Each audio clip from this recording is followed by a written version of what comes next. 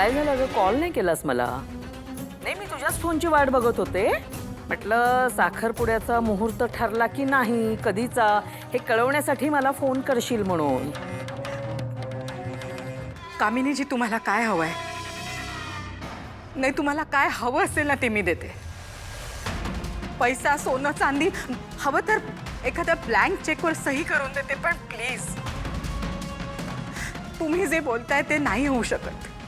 ऋषीचं आणि अनिकाचं लग्न नाही होऊ शकत. ऋषीचं लग्न अनिकाशीच होणार. ही जी काही बातमी आहे ना, ती घरातल्या सगळ्यांना दे. सगळ्यांना असं सांग की ऋषी आणि अनिका यांचं लग्न ठरले आणि ते होणार आहे. कळलं? नाही नाही, मी त्यांना कोणाला काहीही सांगू शकत नाही. हो का? ठीक आहे, मी एक काम करते.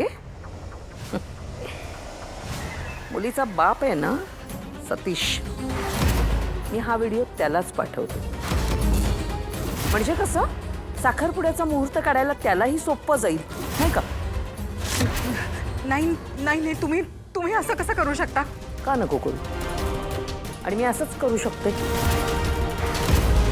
कारण तू मला सिरियसली घेत नाहीयेस आणि तू मला सिरियसली घ्यायला हवंयस. यासाठी माझ्याकडे खूप सारे उपाय आहेत. ते केल्याशिवाय तुला कळणार नाही की कामिनी काय चीज आहे ते. नाही नाही नाही, हे बघा, तुम्ही असं नाही करू शकत. हॅलो हॅलो हॅलो,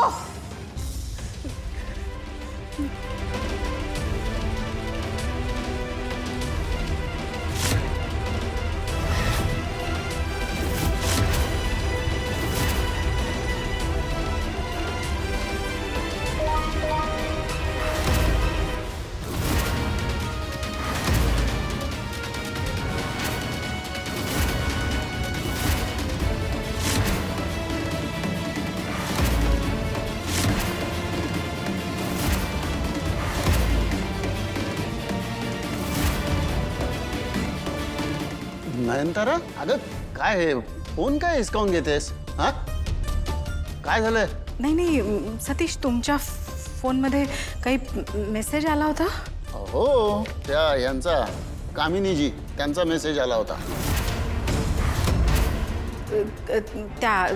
त्यांच्या नंबरवरून आला होता का कुठल्या अननोन नंबरवरून आला होता? नाही, त्यांच्याच नंबरवरनं आला. मेसेज आला आणि लगेच डिलीट पण झाला. कदाचित चुकून पाठवला असेल त्यांनी.